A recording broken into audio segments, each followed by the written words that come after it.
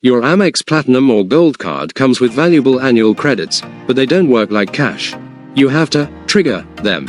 Here's the trick. Welcome back to Guide with Samuel. Credits like the Platinum's $200 airline fee credit or Gold's $120 dining credit are for specific, eligible purchases.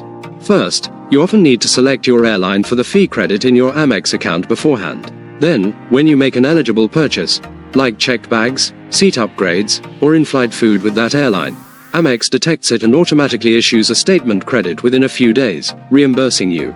My crucial pro tip: buy airline gift cards in small amounts. For the airline fee credit, a common strategy is to buy a gift card from your selected airline for $50 or $100. This purchase often codes as an airline fee and triggers the credit.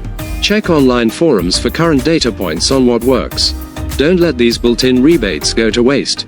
Which Amex travel credit do you find most valuable? Airline fees, Uber, or something else?